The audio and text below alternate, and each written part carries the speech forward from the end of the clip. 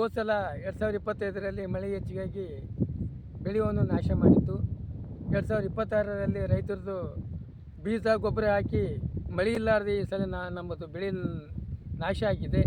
ಯಾಕಂದರೆ ಹೋದ ಸಲ ಪರಿಹಾರ ಘೋಷಣೆ ಮಾಡಿದರು, ಅದು ಅಂತಿಷ್ಟು ಪರಿಹಾರ ಬಂತು. ಆ ಬೀಜ ಗೊಬ್ಬರ ತಂದರಿಗೆ ಮಾತ್ರ ಅರ್ಧ ಕೊಟ್ಟು ಅದು ಸ್ಟಾಪ್ ಮಾಡಿದ್ದೀವಿ. ಈ ಸಲ ಆದರೂ ಮತ್ತು ನಾವು ಸಾಲ ಮಾಡಿ ಬೀಜ ಗೊಬ್ಬರ ಬೆಳೆ ಚೆಕ್ಕಿ ಮಾಡಿದ್ದೀವಿ, ಮಳೆ ಇಲ್ಲ. ರೈತರು ಈ ಥರ ಹೋದ ಸಲ ಆ ಥರ ಬೆಳೆ ನಾಶ ಆಯಿತು. ಈ ಸಲ ಮಳೆ ಇಲ್ಲಾರ್ದೆ ಬೆಳೆ ನಮ್ಮ ನಾಶ ಆಗಿದೆ. ಹಿಂಗಾದ್ರೆ ರೈತರು ಆತ್ಮಹತ್ಯೆ ಮಾಡ್ಕೊಳ್ಳೋದು ಏನು ಇದ್ರೊಳಗೆ ಬರೋಕ್ಕೇನು ಬೀಳಲ್ಲ. ಯಾಕಂದರೆ ರೈತರು ಬೆಳೆದಂಥ ಮಾಲ್ ಬೆಳೆದ್ರೆ ಅವ್ರು ಉಪಜೀವನ ಮಾಡಬೇಕು. ಬೆಳಿಲಿಲ್ಲ ಅಂದರೆ ಉಪಜೀವನ ಮಾಡೋಕ್ಕೆ ಆಗಲ್ಲ. ಯಾಕಂದರೆ ನಮ್ಮದು ಏನಾಗಿಬಿಟ್ಟದೆ ಅಂದರೆ ರೈತರದ್ದು ಭಾಳ ಕಷ್ಟ ಆಗಿದೆ. ಈ ಸಲ ಆದರೂ ಬರಗಾಲ ಘೋಷಣೆ ಮಾಡಿದರೂ ನಮ್ಮ ರೈತರಿಗೆ ತುಂಬ ಅನುಕೂಲ ಆಗುತ್ತಂತ ನಾವು ಇವತ್ತು ಕೇಂದ್ರ ಸರ್ಕಾರ ಆಗಿರ್ಬೋದು, ರಾಜ್ಯ ಸರ್ಕಾರ ಆಗಿರ್ಬೋದು, ಆಡಳಿತ ಅಧಿಕಾರಿಗಳಾಗಿರ್ಬೋದು, ಎಲ್ಲರ ಹತ್ರ ಮನವಿ ಮಾಡಿಕೊಳ್ಳೋದು ಏನಂದರೆ ನಮ್ಮ ಈ ಸಲ ಬರಗಾಲ ಘೋಷಣೆ ಮಾಡಬೇಕು. ರೈತರು ಬೆಳೆಯಿಲ್ಲ ನೋಡಿ, ಈ ಥರ ಬೀಜಗಳೆಲ್ಲ ಯಜ್ಞ ಹಿಂಚೆ ಕಡೆ ತಿಂದು ಈ ಥರ ಎಲ್ಲ ಬೀಜಗಳು ನಾಶ ಆಗಿದೆ.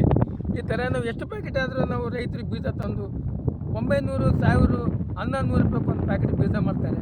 ಅಂದರೆ ನಾವು ಬೀಜ ತಂದು ಎಷ್ಟಂತ ಬೀಜ ತಂದು ಇವತ್ತು 3 ಎಕರೆ ಹೊಲ ಬೀಜ ಹಾಕ್ಬೇಕಾದ್ರೆ ನಮ್ಗೆ ಮನೆಯಷ್ಟು ಏನಂದರೆ 5ರಿಂದ 6 ಪ್ಯಾಕೆಟ್ ಬೀಜ ಬೇಕು.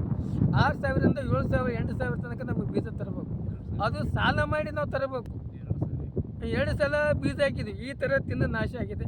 ದಯವಿಟ್ಟು ಇವತ್ತು ಆಡಳಿತ ಅಧಿಕಾರಿ ಆಗಿರ್ಬೋದು, ಕೃಷಿ ಜಂಟಿ ನಿರ್ದೇಶಕರಾಗಿರ್ಬೋದು, ಇವತ್ತು ನಮ್ಮ ಸಂಬಂಧಪಟ್ಟ ಅಧಿಕಾರಿಗಳಾಗಿರ್ಬೋದು, ಗಮನ ಹರಿಸಿ ಬರಗಾಲ ಘೋಷಣೆ ಮಾಡ್ಬೇಕಂತ ತಮ್ಮಲ್ಲಿ ಮನವಿ ಮಾಡ್ಕೊತೀವಿ. ನಮ್ಮ ಹೆಸರು ದೇವೇಂದ್ರ ಕುಮಾರ್, ಕರ್ನಾಟಕ ಕಟ್ಟಡ ರಾಜ್ಯ ಕಾರ್ಮಿಕ ಸಂಘದ ತಾಲೂಕು ಅಧ್ಯಕ್ಷ ಮಾತಾಡೋದು. ನಮಸ್ಕಾರ. ನನ್ನ ಹೆಸರು ಕಾಳಪ್ಪ, ಯಾದಗಿರಿ ಜಿಲ್ಲಾ ಶಾಪುರ ತಾಲೂಕಿನಲ್ಲಿ ಓತ್ಪೇಟೆ ಅಂತ ಗ್ರಾಮದಲ್ಲಿ ಬೀಜ 2 ಸಲ ಬೀಜ ಹಾಕಿದ್ರು. ಏನು ಮಳೆ ಬಂದಿಲ್ಲ. ಅದಕ್ಕೋಸ್ಕರ ದಯವಿಟ್ಟು ಸರ್ಕಾರ ಇದಕ್ಕೆ ಒಳ್ಳೆಯ ಪರಿಹಾರ ಕೊಟ್ಟರೆ ಉಪಯೋಗ ಆಗುತ್ತೆ.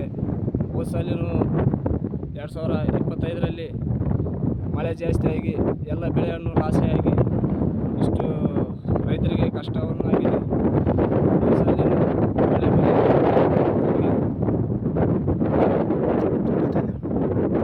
ಹೃದಯ ಧನ್ಯವಾದಗಳು ಹೇಳ್ತಾರೆ ರೈತರು. ಅದಕ್ಕೋಸ್ಕರ ಬೆಳೆ ತೋರಿಸ್ತೀವಿ. ಈಗ ಹೊರಗೆ ಬಂದು ಪರಿಶೀಲನೆ ಮಾಡಿ ತೋರಿಸ್ತಾ ಇದ್ದೀವಿ. ನೋಡಿ, ಈ ಥರ ಆಗಿ ಬಿಟ್ಟಿದೆ ಬೀಜ ಒಳಗಡೆ ಒಣಗಿ ಹೋಗಿದೆ. ಯಾರಿಗೆ ಹೇಳೋಣ, ಗಿಡ ಒಣಗ್ಕೊಂಡು ಹೋಗಿದೆ ಈ ಥರ.